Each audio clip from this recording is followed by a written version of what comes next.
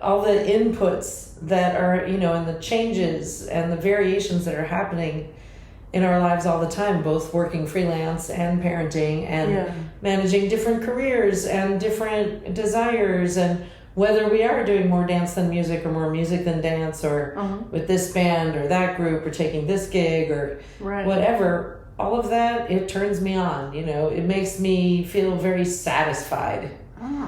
You know, and even as my son grew up and started working freelance, early on, he was like, oh, I have to manage all these schedules. And I said, look, either you're cut out, you're excited by the prospect of managing this. Sometimes it's stressful, sure. Right. But either, you know, it's exciting and manageable for you to do that just in your own psychic makeup. Yeah.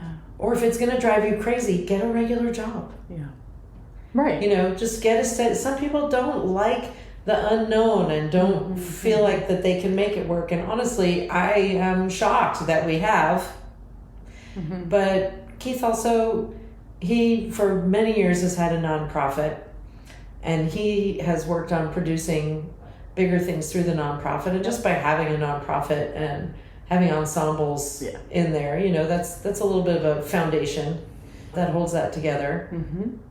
But I'm really turned on by turning uncertainty into certainty, and that makes me feel really good and really occupies a very overactive brain.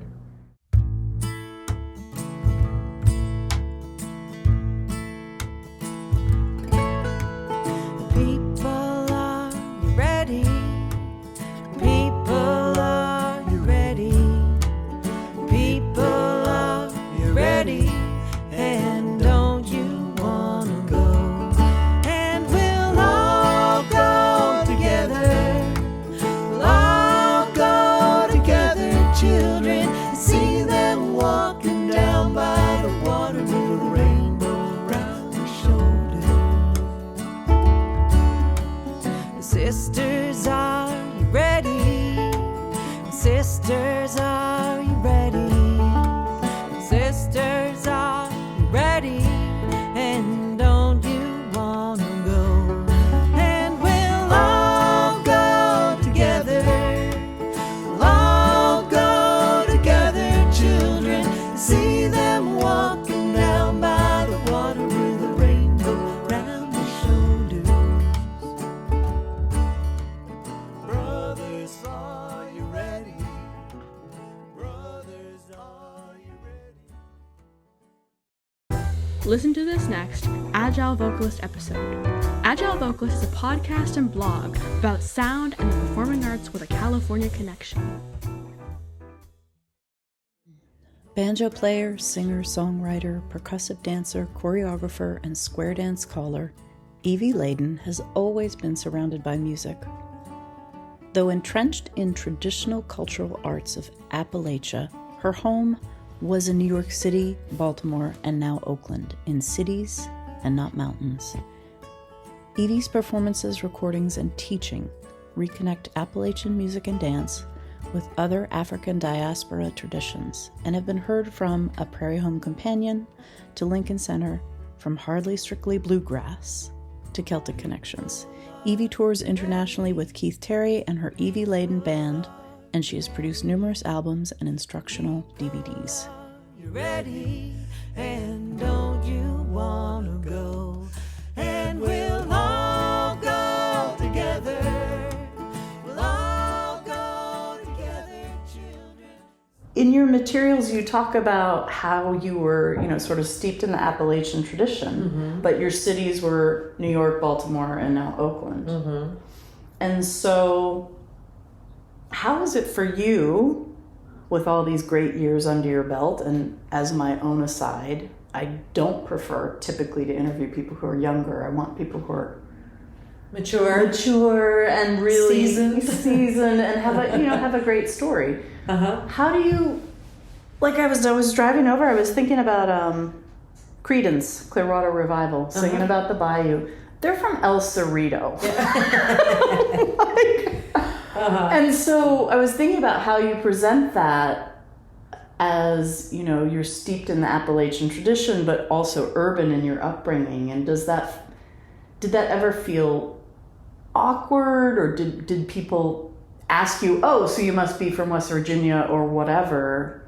Like, why do you present that way? I'm super curious. Like, so, part of my origin story is that, both my parents were born and raised in the Bronx, New York. Okay. My dad went to a hootenanny at Carnegie Hall in 1958. Okay. Became super enamored not just of folk music, but specifically Southern Appalachian old time string band music.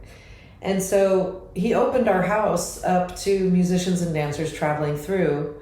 My mom was an international folk dance leader in New York City.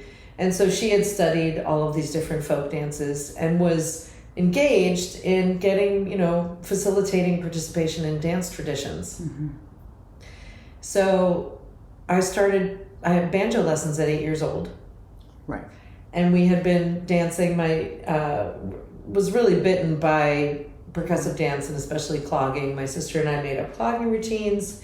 My dad would pack us in the car and drive us down to North Carolina for a weekend party. Mm-hmm. It was like early festivals, early music camps. Mm. And we were at all of them. So, no, I am not from the Appalachian Mountains, and my family history is not that. But it's been so much of what my family, my, nuclear family, and then from then on, what we've always done and the people we've engaged in. Uh-huh. And so it's a very authentic, it's not like, I remember after a show once, the folks hanging out after a show were saying, what was your aha moment of when you knew you were going to pursue this as a career? And when it came around to me, I was like, so many people have an aha moment about this music and dance, about this culture, right, or any culture. So many people, when they grow up in whatever situation, but then just get drawn into Balinese gamelan, or tango, or rock climbing, or, right, whatever it is that grabs you. But I just feel like it's something I've been doing all along. And it was more of like an aha several years of like, oh, instead of thinking, what am I going to be doing? I'm already doing it. And I knew, and especially in retrospect, I really wanted to be living a life where people were playing music and dancing together, because that's what I experienced, and it was so gratifying and so fulfilling. Mm-hmm. And it's funny, I just met up with an old college roommate, and she had famously years ago said to me that she always felt like I was looking for better friends. And I just saw her this last weekend. And I was like, as a 20-something, I was looking for people who were doing things together, not just standing around talking. Right. Not just being intellectual, but that were participating in an activity together. I mostly played sports in school, and that was sort of like that. Softball and swim team. Oh, okay. Wow. My dad is an avid baseball fan, and my sister and I played softball from Little League on through high school. Okay, cool. I have as much of an authentic upbringing in the experience of doing the things that I'm doing, and even in the experience of living with it and knowing it and being around it. And it's funny because I did a festival over in England, and they really like, authentic people, in old time music. And one of the other artists who's from the Appalachian Mountains and has the accent and wears the overalls, he was like, I didn't even play any of this music till I was 40. He was into heavy metal and rock and roll. Okay. And then started playing bluegrass, and then started playing old time. Wow. But he was authentic, in a certain way. Won't you play another tune, put the coffee on, and don't want to stop, don't want to rest till the sun comes round again. Don't let it end. That golden glow low in the evening days are long and warm, so I kick off my shoes, pull off my socks, play that tune again, and don't let it end. Well, jump the fire, we're up all night.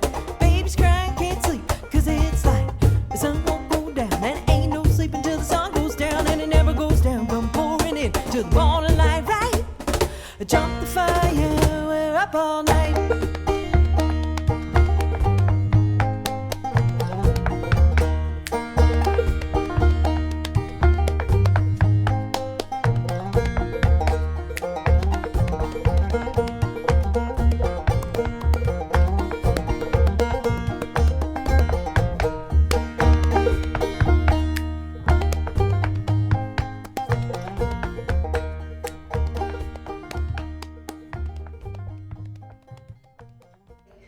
if you're good at it and soulful at it, and you're participating in it, and you're, especially as I have been, just like really respectful and honoring the tradition and the ancestry and the history, and not just, appropriating it basically. Right.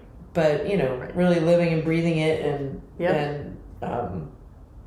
immersing. And immersing. Anyway, so it's always been an authentic part of my experience. And so I have felt pretty comfortable. And even the African American side of the things, that aspect, that's been really evocative and important to me in my whole career, also feels somewhat authentic because I, grew up partly in Baltimore, which is a mostly African American city, and knowing, really understanding and then researching and then learning and then espousing about the African American and Native influence in this music and dance traditions. It's not just an Anglo tradition. Right. So that's been a huge part of what I did, and spent time in Africa and did all this study and all of that. And so I just feel really comfortable in how I've been able to work within the field. The African roots of this tradition of the music that you do is pretty obvious. What's got a lot, even less airtime, is the Native. Do you want to, just a little bit of an educational comment about? I mean, some of that, I can't speak too much to like specific exact influences as you can for some of the African diaspora stuff. Yeah. But I do know, like, especially in the dance tradition, where your weight is and where you hold your weight in American flat footing or jigging or clogging, depending on where you are, compared to any of the dances that came from England or Ireland or even Africa.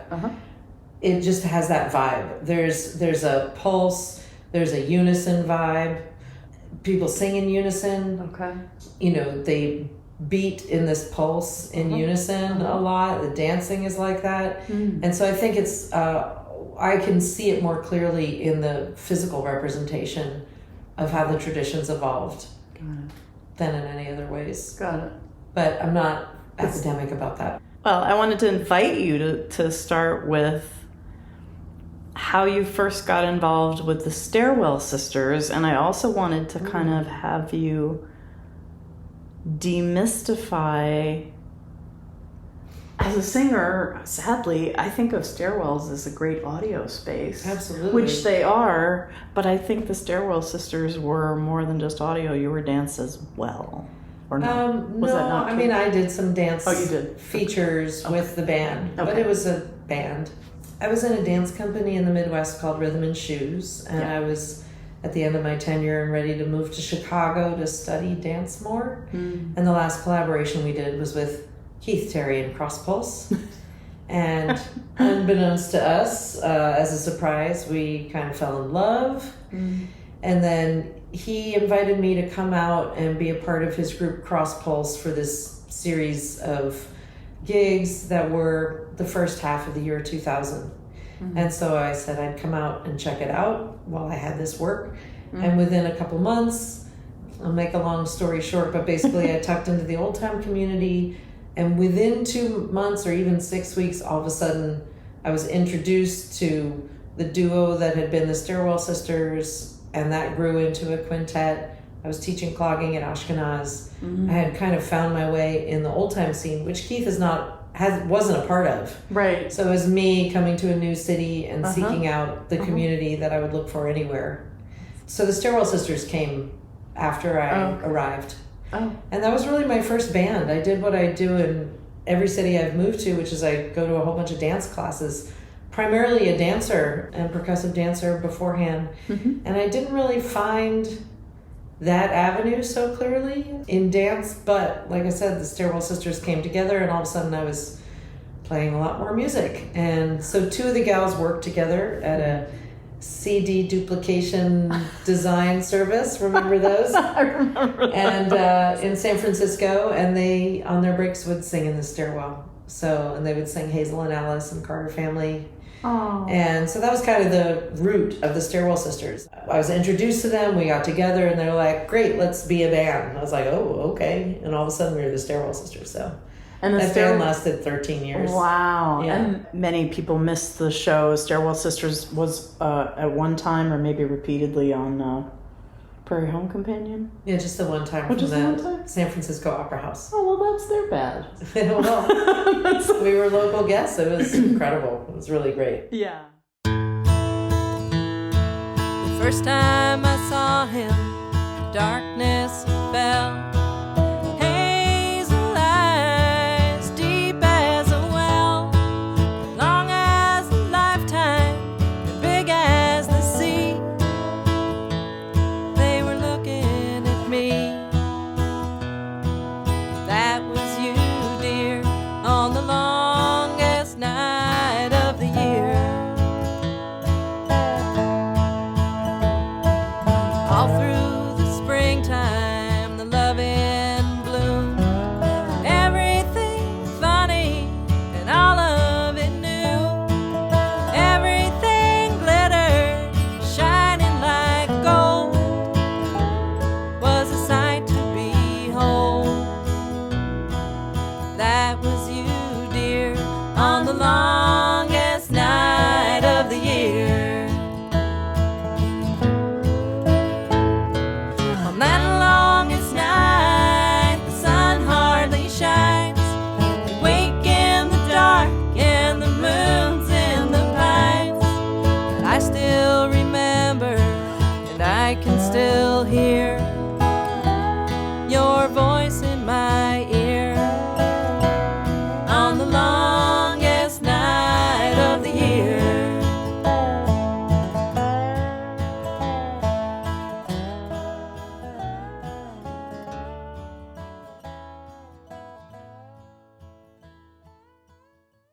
One of my favorite songs on Jump the Fire, I do actually own the CD, believe it or not, All right.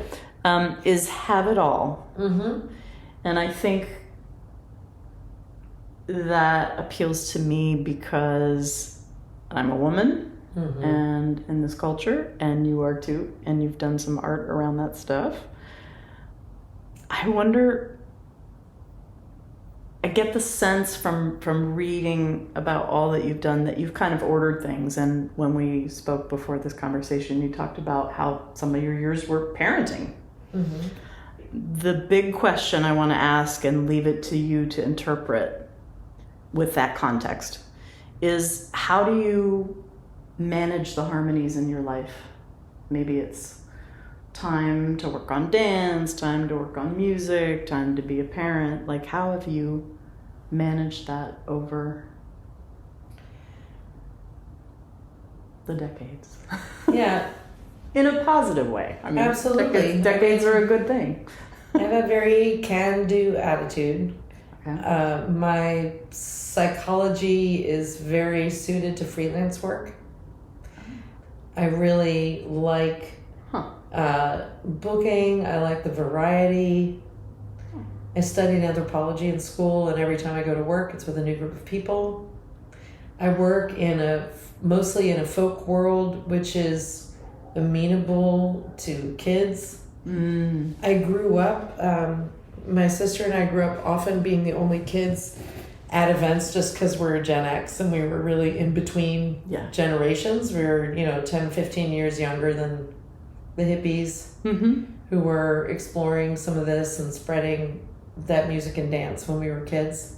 And so somehow I was able to grow up with this, very ancient cultural idea that the generations are mixed together and they're all a part of tradition. And so I just I always wanted to be a parent and I always wanted to have kids. In fact, wanted to have more than one kid. I have 2 stepchildren and for various reasons only had one, but he's a good one.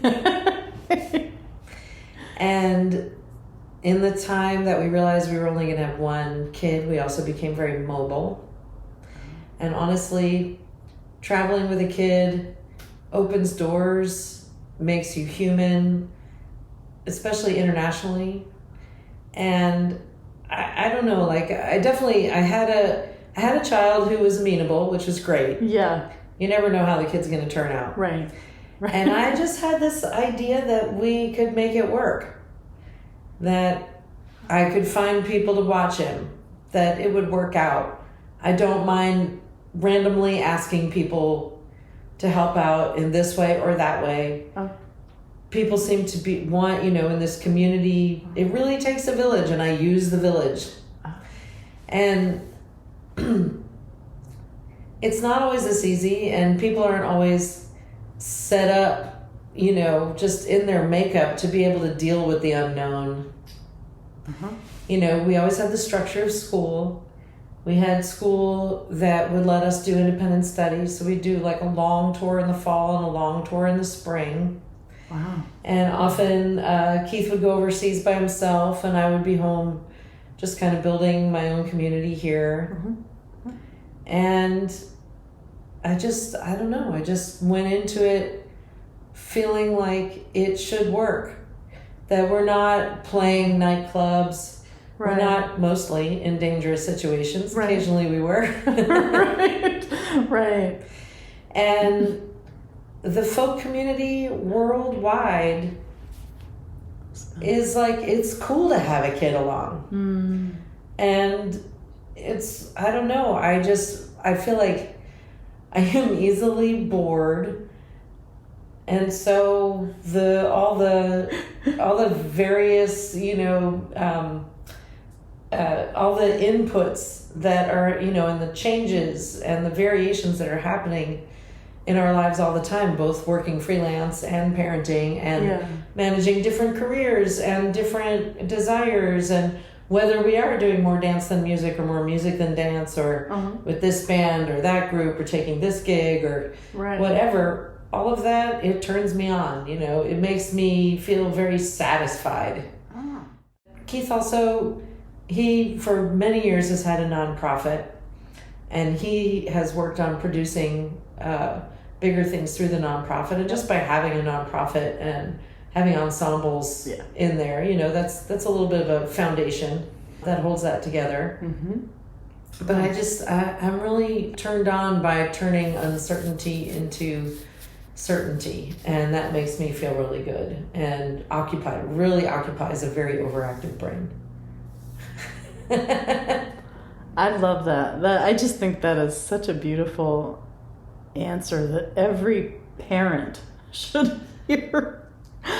I mean, not everybody's everybody's world is different. It's true. Yeah, but I always want to impress upon people that your life is not over when you have kids, and you don't necessarily have to give everything up. Right. And famously, Susie Thompson showed up, when Clay was 3 weeks, and she said, "I have one piece of advice for you: play loud. So don't tiptoe around your kids. You get them used to music happening when it's happening." And I mean, I started learning the fiddle with him sleeping on me as a baby. He can sleep through anything. I grew up sleeping on a pile of coats in the corner of the square dance. Right. 2, 1. Well, you can't have it all, but not at the same time. You can't live a life of rock and roll, but you better save your dimes, 'cause we're all gonna grow old. You can't see it at the time, but years go by, and one day you'll find you can have it all, but not at the same time. Isn't that right, you grown-ups? When I was coming of age and I went to the university, they told us we could have it all. Especially us women, right? They said you could have a loving family and a successful career for equal pay. And 15 years later, they sent out a survey. They said, "What's the most surprising thing since you graduated?" 201. Well, this is what everybody said. Well, you can't have it all, but not at the same time. You can't live a life of rock and roll, but I'm telling you, you're gonna wanna save your dimes, 'cause we're all gonna grow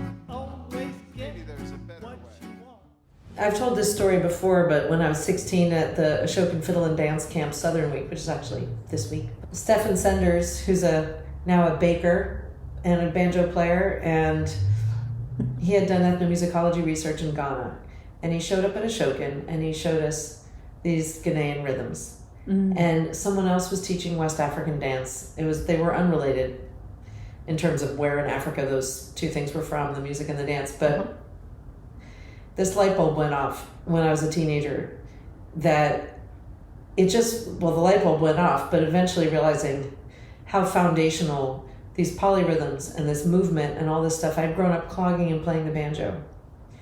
And I was public school enough, I like to say, to tell Brown University, I will accept your invitation if you let me into the African drumming class freshman year. And they did. Okay. And I ended up creating an independent concentration, African Studies and Dance. Oh, nice. And I studied everything about Africa that I could. Mm-hmm. And I think I was really moved by what felt like a very honest relation to what I'd grown up doing. You know, in retrospect, obviously it's very connected. But also, you know, my senior thesis is like studying cultures where music and dance is a part of social communication, which of course we now know. I now know. But as a teenager, I was like, I'd grown up in that environment, but it wasn't what I was seeing around me amongst my peers. And so I was investigating that. I studied everything about Africa I could in all the departments, along with dance and choreography and performance studies and things like that. And my first time out of the country was in Nigeria. And much more focused on dance. When I came back to the States after college, I had a Fulbright to go back to Nigeria. I came back to New York and I dove into the African dance world for a minute and realized because I'm white, it's going to be really hard to feel like I'm inside this community in America. And I get it. You know, and it's not something I feel like I should have access to because I want to. Right. There's a reality in this country. And this was also many years ago. And I, as a young person, needed to feel connected. And so I dove back into, you know, the old time music community. And was in a dance company that was more based around the traditions that I knew. But then, as we were talking, a decade later, in connecting with Keith and him bringing me into Crosspulse, Crosspulse, the quintet, as it evolved, everyone's arts come from the African diaspora. And so here I am doing all these programs saying the banjo is an African instrument, but collaborating across cultures in a way that was much more authentic and was community-based and was something that I could be a part of very authentically. And while getting back to that African connection, this was sort of the full circle moment. And then having those collaborations and being able to dig into those collaborations and then do a lot of international work with Keith and the Body Music Festival and all of that. I just feel like I'm very conscientious about representation. And I've spent a lot of my career educating people about the real foundations of Appalachian music and dance. And that it's the first syncretic form in this country that informed so much that came after it, so much of American music and dance. And I have been, you know, espousing this real history for a long time, and am incredibly gratified to see it slowly but surely gaining momentum right now, and be working with groups that are kind of behind the scenes advocating for more representation and more access, and for people of color to claim this music and dance as their own, and then they're probably going to move it in directions we haven't even seen. They already are. The first and I think only class I've had with you was Old Time Harmonies. And my daughter and I took that class with you. And my sense is that for learners at any level, you have a real talent. I mean, I'm taking that experience and I'm projecting it onto things I've read about you, that you have just a real talent for breaking things down to like the most basic level to make dance or harmony or singing or playing banjo or whatever, clogging perhaps too, just accessible to people. Sure. Can you talk about that? I mean, it's a skill that you probably do naturally. You probably don't even think it's a skill. I don't know. You tell me, but it's just it. I do feel like it's a skill, and that it's something I've developed over time. But I also feel like it comes from really learning in social environments, and feeling like, again, I keep coming back to, music and dance as social communication in culture. And it's something that Western culture has really gotten away from. And from just participating and doing. And also group activity and nonverbal communication and the things that get you just out of your head and into doing it. And so many people are so afraid of being wrong, or have gone through a more traditional music education. I didn't have a real standard music education that was like, this is right and that is wrong. It was really engaged in social environments. And which is about just jumping in and participating in it. And the more I've been teaching it, all of those things, the more I really want people to enter feeling like it's possible, and that they can get better, they can enjoy it, and there's no barrier. Right. Because they already have their own barriers. Right. And people have already been told you can't sing, or that your music education ended with XYZ. And yet in traditional cultures, that's just not the case, I mean, sure, there, some people are better than others and all that kind of stuff, but there are other opportunities where people they just do it. They participate in it, and it's part of a healthy society, moving in pulse, playing in pulse. And so I really want for people to have that experience early on of success and feel like, oh, this is available.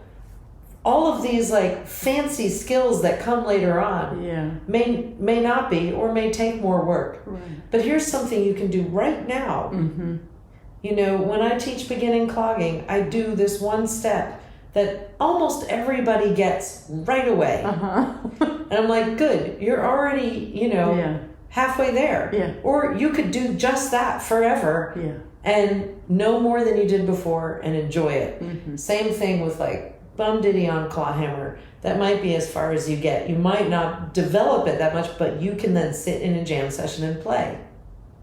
Or here's a way that you can sing in harmony without too much stress. And actually just this last summer at Cazadero, I taught an entire week of harmony singing with no paper, no words in front of us. All ear.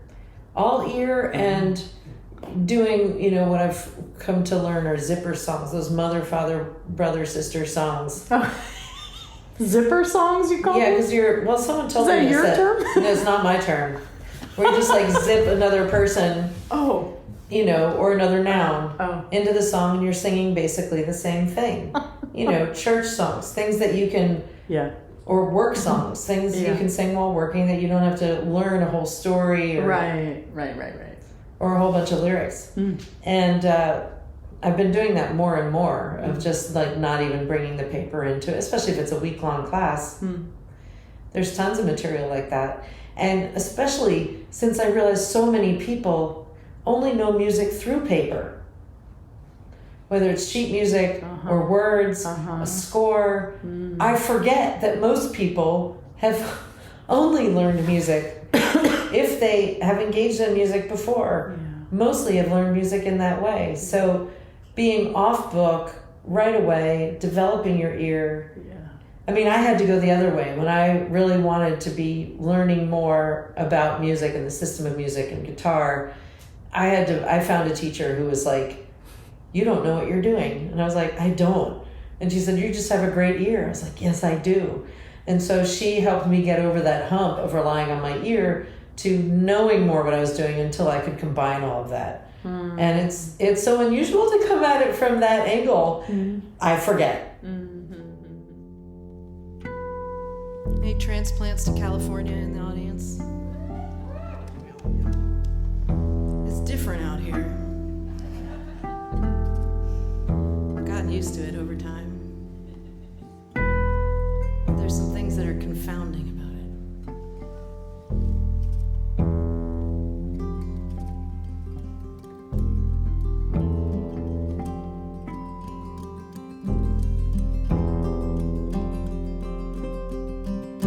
Skyscrapers of stone turn the metal into mountains.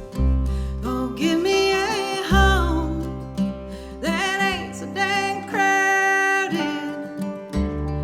We are made blind by golden light. California, California, I cried. Been dry as a bone.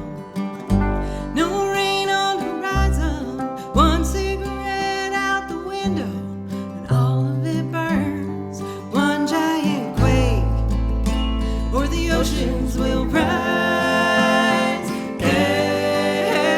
California, California, I cried. Not so long ago, they all came for riches, and riches they found beyond measure, a bounty no end.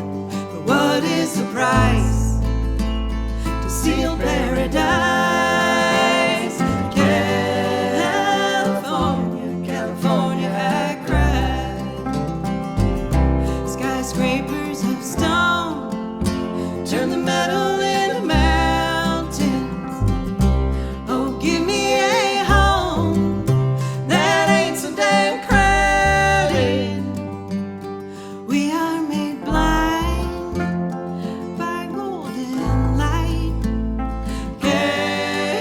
California, California, I cried.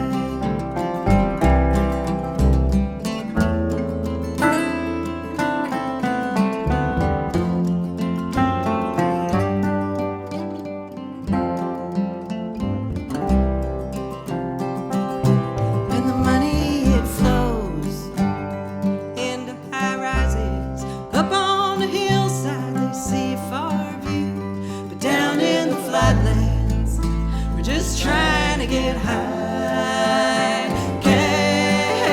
California, California, I cried. And the moon it hangs heavy over bridges of steel.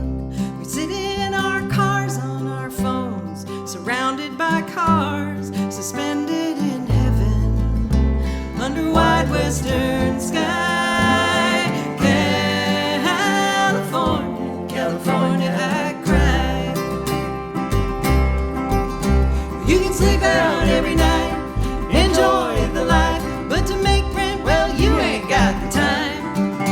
And you miss a couple paychecks, you be fresh out of luck, sleeping it out all of the time.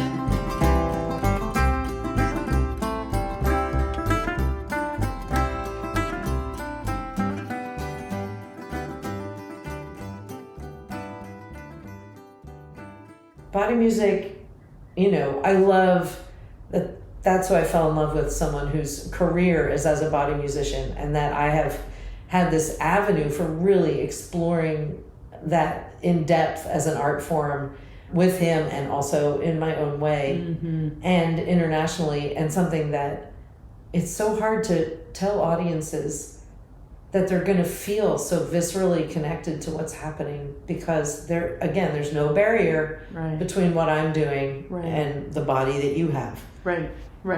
Everybody can participate Everyone in this can. thing. Yeah. Exactly. Yeah. Stop. You have a body. Yes, right. It can make music. Yes, we there's so much forbidden about touching oneself. That's a whole other. That's a different podcast. That's a different podcast. Oh gosh. I want to use that as a jumping off point to just that conversation makes me want to talk a little bit with you about Water in the Kettle. Which feels a bit of a fusion between the, how do you balance harmony in your life question, as well as, there's the motor dance it was dance, but it was also music from the body. How did you decide to create that project and work on it? So the International Body Music Festival scene was so rich and so interesting. But I started to notice, I came into this whole everything as a dancer. Like since I was little, I always thought of myself more as a dancer than a musician. And I started noticing that there were a lot of musicians putting the music on their bodies, but there wasn't as much movement and choreography. Okay. So I started workshopping with two other people, Valerie Gutworth and Nuria Boar, and just started meeting regularly, I really wanted to understand polyrhythms physically between hands, feet, and voice. Yep. And explore that in a way that really got me, as I say, to literally incorporate the music. And that was for, just me to understand what these polyrhythms were. And then I wanted to try to create more choreography. And what ended up happening was really embodying these, African diasporic polyrhythms. And it felt very natural for Appalachian song, which is most of what I know, besides pop music. Right. But to layer that on top. And then it became clear that I was like sort of overtly reconnecting African diasporic polyrhythms with this Appalachian music. And because dance, I started out in the field of dance. You do a lot of rehearsing and very little performing. Right. And a lot of fundraising. It doesn't pay for itself. Right. At all. Right. And the world of dance is so frustrating in that way. If you dance in a music performance, it's the thing that gets the whole audience like, whoa, that's amazing. But to get people to come to a dance show or something like that, it's much harder, and it's a different kind of model. And in the interim, working more in music, I was doing the art part all the time. I do a concert, and again, I'm putting dance in my music shows. It's real interchangeable. But so I know, as I was developing this motor method and creating an ensemble, I know how hard it is to present and tour and produce dance. And I just honestly want to be doing more of the art part. And so I started off, once we had our first completed piece, making a film of it. And this is, during the pandemic, everybody pivoted to making films of their artwork, between that and phones and Instagram and all that kind of stuff. Right. But so I wanted to make a film so that the work could travel farther, faster, without me having to take a company on the road. Right. And so that was my first impetus, is to have these pieces that we could do and to make films of the work. And that was just like I felt like it was a creative side project. Oh, okay. And also I grew so much just in the creation of, just in making the work and understanding artistry in that way. It was bringing me back to dance. So I don't know if you've experienced this, but I feel like throughout the course of my life, I've noticed that like things that you think you're done with or moved on from, they resurface, And I almost feel like, in my 20s, I was mostly dancing. In my 30s, I was mostly doing music. And then in my 40s, I was, dancing, like really came back strong again, but in a different way, in a way that, that I could do, was interesting to me. Yeah. So I was just making these pieces, and they weren't a whole piece. And then COVID happened, and it was pandemic. And the group wanted to keep rehearsing. And we figured out, outside and mass and far away, we just kept workshopping all the stuff that we had been doing. And the more we workshopped it, and just the fact that we were in lockdown for so long, it grew into a whole other thing. And I realized, rather than just being pieces in a repertoire, that there was a whole narrative arc here. And the the most fascinating thing to me about it is that in contemporary art, the work comes from ideation. Like, you have this idea, I want to make a piece about XYZ. Or at least that's how it's presented in grant writing. You have to write grants to fund it. Right. And it's all like, putting your art into words, when the art is the thing that should be speaking for itself. Right. And very often when people are like, I'm making a piece about homelessness, and you see the piece and you're like, I don't know what this has to do with homelessness. But ideally, whatever the impetus is, it informs the work, and ideally the work then moves you. But in traditional culture, the meaning is in the doing. Like, even as an anthropologist, when I was in Nigeria, and I'd be like, what is this dance about? Why are you doing this dance? It's like, this is the dance we do at funerals. Sometimes there's a backstory or a story around it, but very often we do it because the work, it's to do. The dance is to do. This is what's done. And you're getting juice from it. Right. You're enjoying it, even if it's the same dance all the time. So I really wrestled with creating a bigger piece that had intention, that had all this intention. It had intention about second wave feminists still coming up against similar barriers. It also had to do with me being middle-aged, and even in the folk community coming up against invisibility. Right. Being like, wait a minute, this is my community. Right. I've been in this forever. Right. Why all of a sudden am I not being seen? So the issues of, contemporary feminism and of grown, as I like to say, grown-ass women still being raised as feminists, even by feminist mothers, still coming up against some of the same patriarchal barriers. That, and overtly reconnecting what I was saying, the African diaspora polyrhythmic Appalachian song. And it was sort of encapsulated in this, there's this traditional song, what you gonna do with the baby-o? And I just feel like, for modern women, and it harkens back to the question you asked. We just asked. What are you gonna do with the baby if everybody's working? Right. And I'm so grateful to live a life where I could include my baby in my life as much as possible. It's not separate. Right. And then also, America, you made this baby. You brought all of these Africans over here. A country ostensibly founded on freedom and equality over genocide and slavery. Right. What are you going to do with this baby? And it was also during George Floyd riots, Black Lives Matter, and it was like, how are you treating this baby? So there was all this intellectual stuff behind the creation, and so I really struggled with that, and even like, what is it that I'm making? But the reality is that in the end, it totally worked.